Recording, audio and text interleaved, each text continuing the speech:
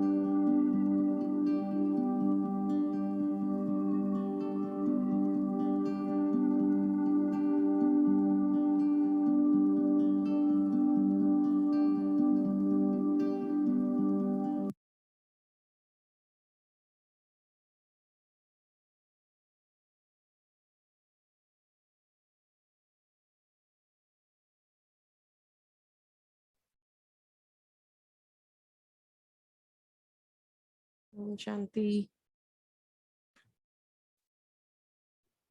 आज हमारी मुरली 15/11/2005। भाई जी ने भी पूरी रिवाइज कराई, लेकिन बहुत ही अच्छी मुरली है आज की। बहुत बाबा ने बहुत खुल के सारे एक एक टॉपिक के बारे में बाबा ने बात किया है। सबसे पहले बाबा ने जो बात किया वो स्वमान के बारे में। आज का टाइटल है सच्चे दिल से बाप व परिवार के स्नेही बन, मेहनत मुक्त बनने का वायदा करो और फायदा लो। तो इसमें ही आ गया, एक तो बाबा ने स्नेही के बारे में बहुत सारा कुछ बताया, और फिर वायदा और करके फायदा कैसे लेना है उसके बारे में बहुत डिटेल में बताया बाबा ने। और जो सबसे पहले कि स्वमान कैसे बाबा देते हैं और देने से क्या होता है, वो बाबा ने बताया है हमें। तो आप दिलीप भाई शेयर करेंगे स्वमान के बारे में बाबा ने क्या क्या कहा?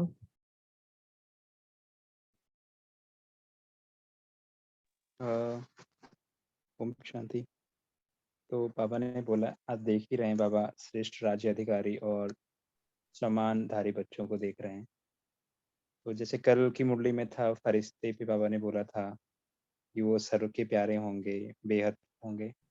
तो वही बात आज बाबा ने सम्मानधारियों की निशानी में भी बोला, जैसे बाप का प्यारा साथ में सर्व का प्यारा।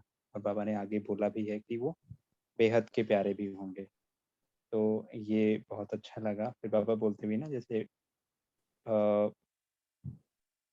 एक मास का बच्चा भी है या फिर आदि रतन है, ये पहले से ही भी आए हैं, वो सभी कहते हैं मैं बाबा का, बाबा मेरा। तो ये भी लक्षण है कि बाबा हमें ऐसा बना देते हैं क्योंकि बाबा सम्मान में है। फिर बाबा ने आगे बोला भी है कि चाहे युद्ध हो, जिसको भी बाबा ने विश्व कल्याणकारी बनाया है। कुमारियां हैं उनको बाबा शिव शक्ति कहते हैं, कन्याओं को, जो बूढ़े हैं उनको ब्रह्मा बाप समान हैं, और प्रवृत्ति वालों के सामने तो महात्माएं भी सिर झुकाते हैं। तो पापा बोलते हैं ऐसे ही समानधारी बच्चे हर आत्मा को ऐसे समान से देखेंगे। मीन जिस दृष्टि से बाबा हमें देखते हैं, जो समानधारी बच्चे होंगे वह भी जो है सभी को ऐसे देखेंगे। तो ये मुझे फिर से बाबा ने स्मृति दिलाई है। और हम लोग क्लासेस में सुनते भी हैं कि जैसे बाबा, जिस दृष्टि से बाबा हमें देखता है वैसे हमें स्वयं को भी देखना चाहिए और अन्य आत्माओं को भी वैसे ही देखना चाहिए।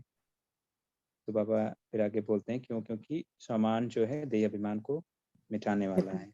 जहाँ समान होगा वहाँ देह का अभिमान नहीं होगा। तो बाबा हमेशा की तरह कहते हैं तो बहुत सहज है देह अभिमान मिटाने का और सदा समान में रहना। फिर बाबा ने एक भी बोला था कि हर बच्चे को आपको समान से ही देखना है, और क्योंकि बाप द्वारा कोई ना कोई उनमें बच्चों में विशेषता है, भले ही वो नंबरवार हैं। फिर बाबा ने और समानधारी की विशेषता बाबा ने जो बताई, उनकी दृष्टि में, वृत्ति में, कृति में और हर एक की विशेषता समाई हुई है। फिर बाबा ने आगे वैसे बोला भी है कि परिवर्तन की विशेषता लेकर के चला, मुरली थोड़ा सा आगे है, तो वो मुझे बहुत अच्छा लगा कि परिवर्तन की विशेषता आप बात कर रहे थे। तो इसीलिए यही बाबा ने बोला। और फिर बाबा ने स्नेह के बारे में बहुत सारी बातें बताई। कोई और भी शेयर करेगा? डिफरेंट डिफरेंट टॉपिक बाबा ने टच किए। हाँ जी, तो आज ये सोमान के बारे में जो एक जो बाबा ने बोला कि कहाँ पैरों से उठा के बाबा ने हमें सिर का ताज बना दिया है, और इतनी बड़ी अथॉरिटी का सोमान हम बच्चों को बाबा ने दिया है। तो ये एक बहुत अच्छी बात लगी कि कैसे बाबा हमको अपने से भी ऊपर उठा के हमको कहाँ पे बिठाते हैं। मतलब एक होता है ना कि बाबा भी किसको पढ़ा रहे हैं, किसको बता रहे हैं, वो भी एक कि वो अपने स्वमान में स्थित होकर हमें कैसे सम्मान देकर हमको ऊपर बिठाते हैं। तो आज की मुरली में बाबा ने आगे स्नेह के लिए काफी बताया कि हम जो भी बच्चे वहां पहुंचते हैं, डायमंड हॉल पूरा खचाखच भरा रहता है, तो वो कैसे आते हैं? वो स्नेह से ही आते हैं, किसी और की वजह से नहीं, सिर्फ बाबा का। क्यों? बाबा स्नेह चुंबक है। तो स्नेह चुंबक जो बाबा ने अपने लिए वर्ड यूज किया, इसकी वजह से हम बाबा के बन गए। और दिल का स्नेह, कहने मात्र स्नेह नहीं, दिल का स्नेह इस ब्राह्मण जीवन का फाउंडेशन है। तो तो बाबा ने कहा कि बाबा ने जो हाथ उठवाया कि बाबा से तो सबका प्यार है, लेकिन आपस में ब्राह्मणों में प्यार है तो इसमें परसेंटेज हो जाती है। तो बाबा ने यहाँ पे एक एडवाइस करी कि दूसरों की कमजोरी को नहीं देखो। तो जो भी दिल के स्नेही है, बाप के दिल के स्नेही सर्व के स्नेही अवश्य होंगे। तो ये हमारा एक पैरामीटर है, एक कट ऑफ है, एक हम चेकिंग पॉइंट है कि अगर हम कह रहे हैं कि हम बाबा से प्यार करते हैं तो हमें सबसे ही प्यार होगा, क्योंकि बाबा का सबसे प्यार है तो हमारा भी सबसे प्यार होना ही चाहिए। तो और बाबा ने इसके आगे ये भी बताया कि दिल का स्नेह बहुत सहज विधि है संपन्न और संपूर्ण बनने के लिए। तो हमारा लक्ष्य यही है कि हमें संपूर्ण बनना है, तो उसकी विधि बहुत इजी जो बाबा बता रहे हैं कि सबके साथ दिल का स्नेह रखो, चाहे कोई कितना भी ज्ञानी हो, लेकिन अगर दिल का स्नेह नहीं है तो ब्राह्मण जीवन में रमणीक जीवन नहीं होगी, तो फिर वो रूखी जीवन हो जाती है। क्योंकि अगर ज्ञान में स्नेह नहीं है तो ज्ञान तो है लेकिन ज्ञान में फिर प्रश्न उठने लगते हैं, क्यों क्या। और कल भी बाबा ने बोला था कि क्यों का जैसे ही दरवाजा खुलता है वो वेस्ट थॉट्स को बहुत अंदर करता है। तो अगर हमारे पास यहाँ ज्ञान के साथ ये स्नेह है तो ये प्रश्न नहीं आएगा। और ज्ञान अगर स्नेह अगर ज्ञान सहित है तो सदा हम स्नेह में लवलीन रह सकते हैं। अगर केवल स्नेह, भक्त और ज्ञान में क्या अंतर होता है, भक्त वाले तो बहुत स्नेह में रहते हैं लेकिन उनके पास ज्ञान नहीं होता है, तो लेकिन हमारे पास दोनों का हमें बैलेंस रखना है। तो स्नेही को मेहनत करनी नहीं पड़ती है याद करने की, सिर्फ ज्ञानी है अगर स्नेह नहीं है तो मेहनत करनी पड़ती है। तो वो मेहनत का फल खाते हैं, लेकिन जो स्नेही और ज्ञानी दोनों होते हैं वो मोहब्बत का फल खाते हैं। तो यहाँ बाबा ने एक लाइन बोली कि ज्ञान है बीज लेकिन पानी है स्नेह। तो अगर हम उस बीज को, ज्ञान के बीज को स्नेह के पानी से नहीं सींचते हैं तो फल नहीं निकलता है। और इसके बाद बाबा ने याद दिलाया कि हमको सर्टिफिकेट सिर्फ बाबा से नहीं चाहिए, हमें ब्राह्मण परिवार से भी लेना है, क्योंकि बाबा धर्म राज्य दोनों का साथ साथ स्थापना कर रहे हैं। तो राज्य में सिर्फ बाबा नहीं होगा, परिवार भी होगा। इसके लिए हमें बाबा के तो प्यारे बनना ही है, परिवार के भी प्यारे बनना है। तो ज्ञानी तो बने हो लेकिन साथ में स्नेही भी जरूर रहो, और समान में रहकर सम्मान देना, ये दोनों जरूरी है। अपने ब्राह्मण जन्म लेते ही हर एक बच्चे को सम्मान दिया तब तो ऊंचे बने। तो इस एक जन्म में सम्मान देना, ये इक्वेशन बहुत सही है कि हम इस एक जन्म में हम सम्मान देते हैं तो सारा कल्प हमको उसकी प्रारब्ध सम्मान प्राप्त होती है। तो आधा कल्प राज्य अधिकारी का सम्मान मिलता है और आधा कल्प भक्ति में भक्तों द्वारा सम्मान मिलता है। लेकिन इसका सारे कल्प का आधार इस एक जन्म में सम्मान देना और सम्मान लेना। और फिर इसके आगे बाबा ने बताया कि अगर हमको किसी भी सब्जेक्ट में मेहनत लग रही है तो उसका मूल कारण क्या है कि हमारा दिल का स्नेह कम है। तो स्नेह माना हम लवलीन रह सकते हैं, अगर स्नेह में नहीं हम लवलीन रह पा रहे हैं, मेहनत लग रही है, तो इसका मतलब हमारा स्नेह कम है। तो याद करना नहीं पड़ता है, याद भुलाना मुश्किल हो जाता है। तो अगर मेहनत करनी पड़ती है तो कारण है कि दिल के स्नेह को चेक करो, कहीं लीकेज तो नहीं है। तो इसमें भी बाबा ने 2-3 एग्जाम्पल्स बताए कि हमारा कहाँ कहाँ लीकेज होता है। कि अगर हमें कोई व्यक्ति से लगाव होता है या उसकी व्यक्ति की विशेषता से, या कोई साधन से, या सैल्वेशन से, या फिर एक्स्ट्रा सैल्वेशन से, तो अगर एक्स्ट्रा सैल्वेशन से भी प्यार है, लगाव होता है, तो वो सैल्वेशन याद आती है, फिर वो दिल का स्नेह जो बाबा के साथ होना चाहिए वो कम हो जाता है। और उसकी निशानी बाबा ने क्या बताई कि अगर लीकेज है तो सदा संतुष्टता नहीं रहेगी, कभी संतुष्ट और कभी असंतुष्टता रहेगी। तो अगर असंतुष्टता का अनुभव हो रहा है और उसका क्या है, पैरामीटर क्या है, संतुष्टता हमें पता चले कैसे कि हम संतुष्ट हैं, तो हमें सदा प्रसन्नता रहेगी और सदा रूहानी गुलाब के मुआफिक मुस्कुराता रहेगा। जैसे कल का भी हमारा था कि सदा मुस्कुराकर हमें बात करनी है, तो वो कब हो पाएगा, जब हम संतुष्ट हैं। अगर हमारा मूड ऑफ है, हम लाइट नहीं है, तो हम सदा मुस्कुराते नहीं रह सकते। तो ये हमारा एक है कि अगर हम प्रसन्न हैं, सदा प्रसन्न हैं, तो हम संतुष्ट हैं। और आधा कल्प हमने मेहनत की, बाबा को हमारा मेहनत करना बिल्कुल भी अच्छा नहीं लगता है। तो इसके लिए एक और लाइन बाबा ने बहुत अच्छी बोली कि मोहब्बत में लवलीन हो, अनुभव के मोती ज्ञान सागर के तले में अनुभव करो, सिर्फ डुबकी लगाकर निकल नहीं आओ, सागर से लवलीन रहो। तो ये इसमें बाबा ने स्नेह के लिए इतना डिटेल में बताया कि कैसे हमको समझना है स्नेह क्या है और हमें कैसे दिल का स्नेह रखना है। फिर आगे बाबा ने वायदा और फायदा कैसे उठाना है वो बताया। तो कोई शेयर राहुल करेगा? भाई हैज अ क्वेश्चन। सिका पेन, राहुल भाई has a okay. Question. Okay, question ये है कि जैसे बाबा ने कहा कि सभी को सम्मान दो, सभी को प्यार से मतलब देखो रहो।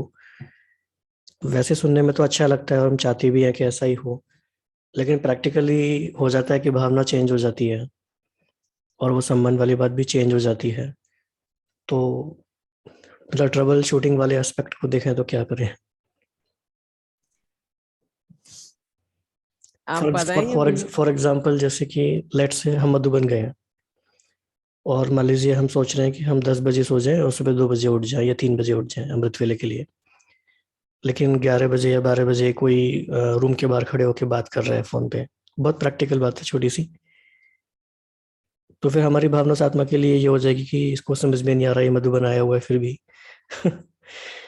तो क्या करें? अ, हाँ, मतलब बहुत प्रैक्टिकल है, लेकिन मैं भी वही सोच रहा था। बाबा ने आगे सॉल्यूशन भी दिया है कि अगर आप उस समय उसको समझाने जाओगे तो आप 1 पॉइंट समझाओगे, उसके पास 10 पॉइंट होंगे। तो बाबा ने वही बोला है कि आपको उस समय रहमदिल रहना है। और पहले बाबा ने बोला क्या, क्षमा और शिक्षा, हाँ वर्ड्स यूज़ किए थे।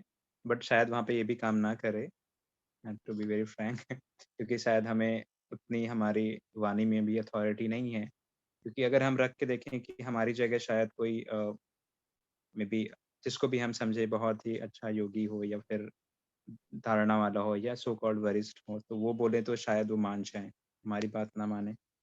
तो एक तो ये है कि शायद हमारे में वो अभी बात नहीं आई है। और दूसरी बात है, for time being we have to bear that. क्योंकि ये हम भी देख रहे थे कि बाबा सबको प्यार करता है क्या, लेकिन क्या बाबा हमको क्षमा भी कर देता है अगर हम गलत करते हैं? तो आंसर इज़ नो। लेकिन वो बहुत प्यार से मारता है। ये लेकिन ये है पर कि हाँ, हमारी वृत्ति में वो कुछ नहीं होना चाहिए जिससे कि हमारे अंदर भारीपन आए उसके उसके लिए। पर इस समय में हम अपने से सेल्फ टॉक क्या कर रहे हैं, आई थिंक वो ज्यादा इम्पोर्टेंट है। कि अगर वो बाहर खड़े होकर कोई भी भाई बात कर रहा है, तो उसके दो एस्पेक्ट हो सकते हैं। कि कोई अगर रात के 11-12 बजे बात कर रहे हैं तो उनको भी उठना है सुबह, मतलब अगर हम ये अंडरस्टैंडिंग लेके चलें तो there would be something important urgent that they would be discussing. और इवन इफ नहीं है, देन ऑल्सो जो बाबा कहते हैं कि वो जो वेस्ट थॉट्स का जब चलना एक बार सीक्वेंस शुरू होता है, तो फिर वो बंद नहीं होता है। तो अगर हमारी नींद डिस्टर्ब हो रही है, मतलब हमने अपने आप को कहीं ना कहीं ऐसा अपने को डिपेंडेंट कर रखा है कि हम अगर कोई बात कर रहा है तो सो नहीं सकते, या हमें नींद नहीं आती है क्योंकि वो हमारे कमरे में भी नहीं। हमको तो लग रहा था आप बोलेंगे कि हमारे रूममेट ही लेटा है, लेकिन ठीक है, बाहर कोई खड़ा होकर बात कर रहा है। तो इस एक्सेप्ट फॉर एक्सेप्टिंग दैट कि हाँ सिचुएशन, आई डोंट थिंक उसके अलावा हमको कुछ और थॉट्स उस समय चलाने चाहिए। क्योंकि अगर एक बार बेस थॉट शुरू होता है और उसके बाद तो हमको जो करना है, जो सुबह वो उठ के अमृत वेला करना है, वो भी चला ही जाना है। फिर तो वो भी पावरफुल नहीं हो पाएगा अगर हम अपना उस समय खराब करते हैं। वो समय अगर सोचने में जाता है, तो मेरे को तो लगता है हमको अपनी सेल्फ टॉक पे ही थोड़ा सा ध्यान देना चाहिए उस समय पे। और इस वाले सिनेरियोज के लिए शायद डबल फॉरनेस बहुत करते हैं। इवन हम लोगों में से बहुत लोग करते हैं। लाइक अगर हम कहीं बाहर जाते हैं तो हमें पता है कि हम थोड़ा सा भी नॉइज़ बियर नहीं कर सकते, या लाइट को सोते समय लाइट नहीं जलानी है। तो मे बी हम वैसे ईयर प्लग्स रखें या फिर आँखों में लगाने के लिए कुछ रखें, ताकि उसको लगा के सो जाए। हाँ जी, मतलब वो पहले से ही we have to be prepared. अगर ऐसी सिचुएशन है कि हमें बिल्कुल नींद नहीं आती है और हमें करना है, तो मेरे ख्याल से हम लोग को ही प्रिपेयर होना पड़ेगा पहले से ही। आप बताएं भाई जी। इसमें मतलब एकदम जैसे ग्रेडेड रिस्पॉन्स सिस्टम होता है, जैसे कोविड के लिए करा होता है स्टेट गवर्नमेंट ने या सेंट्रल गवर्नमेंट ने। तो ऐसे इसमें हम कई स्टेप्स में स्टेप ले सकते हैं। पहला तो ये हो सकता है कि हम बहुत प्यार से बाहर जाएं और बहुत ही मीठी दृष्टि देते हुए उन्हें जैसे इशारा करें हाथ से। तो जितना पोलाइटली हम बोलेंगे तो वो उसको रिएक्ट नहीं करेंगे, वो मानने की कोशिश करेंगे, थोड़ा सा उनको अवेयरनेस आएगी। तो वो एक स्टेप हो सकता है। दूसरा ये है कि इस बात को अपॉर्चुनिटी की तरह लें और कहीं जाके बाहर और अच्छे से बाबा के रूम में जाके योग करें। पॉसिबल है तो समथिंग लाइक दैट। बाकी दिलीप भाई ने बताया वो सॉल्यूशन भी अच्छा है।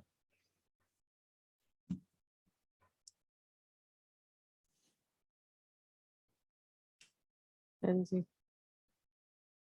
आगे बढ़े। वायदे का फायदा कोई शेयर करेगा? दिलीप भाई आप शेयर करेंगे?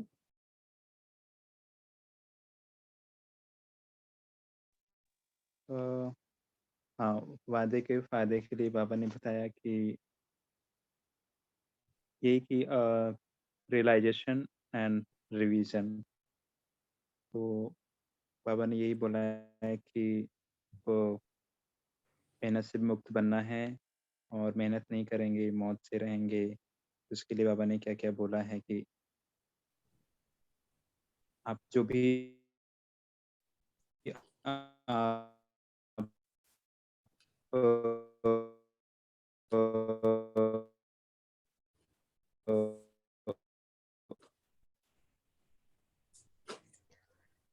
दिलीप भाई का कनेक्शन स्ट्रॉन्ग नहीं आ रहा है। करते हैं आपकी आवाज वो नहीं है साफ आ रही रिवाइज। दिलीप भाई। हाँ, कुछ उनका हेलो, हाँ हो सकता है नेटवर्क का इशू हो। जी, तो बाबा ने ऐसे हमको वायदा हमारा याद दिलाया कि हमें साथ रहना है और साथ चलना है। तो इसमें आगे बाबा ने हमें बताया कि और कोई भी मेरा नहीं, मैं कोई मेरा मेरा नहीं, कोई मेरा नहीं, मैं भी नहीं, मेरा नहीं, सब खत्म। तो ये बाबा ने इसको बहुत एम्फसाइज कराया, अंडरलाइन कराया। और दूसरा बाबा ने बोला कि अब हम कंप्लेन नहीं करेंगे, कंप्लीट बनकर दिखाएंगे। तो बाबा ने रियलाइजेशन करने को और रिवाइज करने के लिए बोला कि अमृत वेले के मिलने के बाद वायदा और फायदा दोनों के बैलेंस का चार्ट बनाओ। तो अगर हम रियलाइज और रिवाइज करते रहेंगे तो बैलेंस रहेगा और वो ठीक हो रहेगा। और हम विशेष सेवा के आधार मूर्त निमित्त हैं। तो सेवा की सफलता स्व सेवा से ही होती है। तो ये एक बहुत इंपॉर्टेंट बाबा ने फिर से याद दिलाया कि स्व की सेवा विश्व की सेवा का आधार है। तो हम, रियलाइजेशन एंड रिवीजन पर कोई हाँ जी, तो कैसे, मतलब कैसे कर सकते हैं, मे आप ऐसा बी कह रहे हैं कि राहुल रियलाइज? भाई कुछ रियलाइजेशन एंड रिवीजन पर कुछ प्रकाश डालेंगे, या कोई और भी ऐड करे, क्योंकि ये एक इम्पोर्टेंट चीज़ है। जैसे कि हम कोई लक्ष्य रखते हैं या कुछ भी करते हैं तो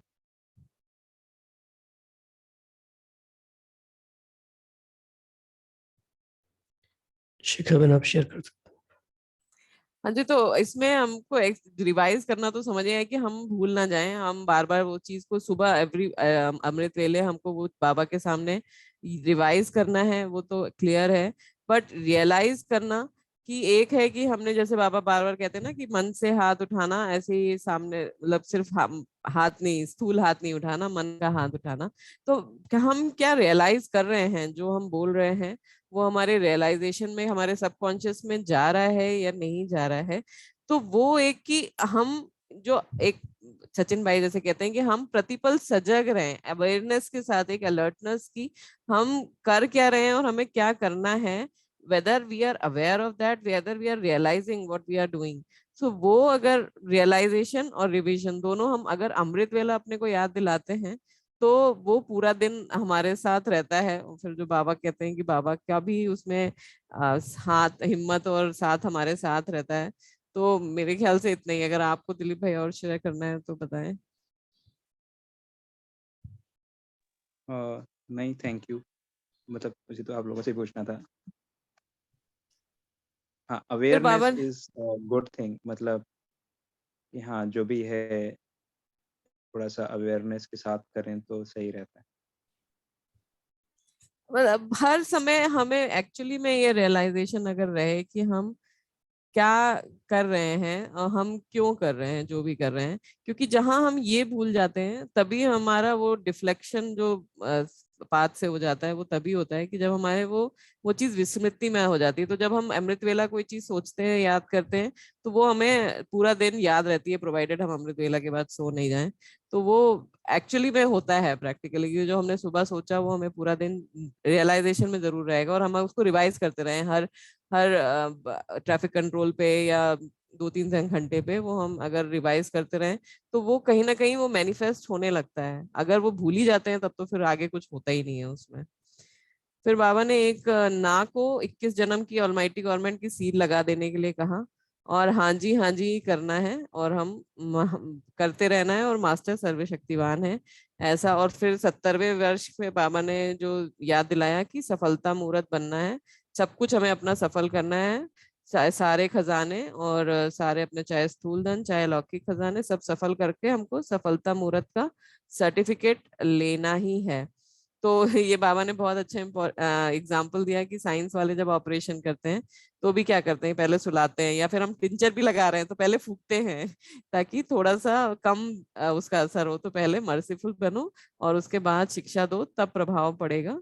क्योंकि आप शिक्षा देने लगते हो तो वो पहले ही आपसे ज्यादा शिक्षा के ला। कल की मुरली में बाबा ने बोला था कि वो घृणा करने लगते हैं कि अगर हम, कल नहीं, इस सितंबर की मुरली में था कि अगर हम पहले ही शिक्षा देने लगते हैं तो हम, आत्मा के ऊपर इतना प्रभाव नहीं पड़ता है। फिर इसमें बाबा ने एक बाप समान बनने की भी बात बोली कि हम कोई भी संकल्प बोल कर्म करने के पहले हम पहले ये चेक करें कि बाप समान है या नहीं है, और फिर प्रैक्टिकल में लेके आओ। अगर आपका विवेक हाँ करे, हाँ जी, तभी प्रैक्टिकल में लाओ। समान बनना है तो समान करना भी है और चलना भी है। तो बाप दादा की हर बच्चे से बड़ी उम्मीदें हैं, और यही बनने हैं, बनने थे और ये अवश्य बनने हैं, और कोई आएगा नहीं बनने के लिए। तो सिर्फ दो शब्द याद रखने के लिए बाबा ने कहा, निमित्त और निर्माण। इससे मैं और मेरा दोनों ही खत्म हो जाएगा। निमित्त हूँ और निर्माण बनना ही है। और बाबा ने जो दादियों के साथ मुलाकात करी उसमें दादी जानकी को भी बाबा ने बहुत प्रेज किया कि कैसे दादी सबकी, किसी की भी वो देखती है तो क्लासेस कराने लगती है। और दूसरा, बड़ी दादी की तबीयत नहीं ठीक थी तो भी वो कैसे उनके साथ की, हाँ बुखार नहीं है अभी, देखो ठंडा हो गया। तो वो मीटिंग भी काफी अच्छी थी जो बाबा की दादियों के साथ थी। और बाबा ने कुमारियों से भी मिले और सबको बहुत हिम्मत बंधाई कि बहुत अच्छा काम किया है जो समर्पित हो गए हैं। तो काफी अच्छी मुरली थी और बहुत पॉइंट्स कवर किए। और किसी को कुछ शेयर करना है?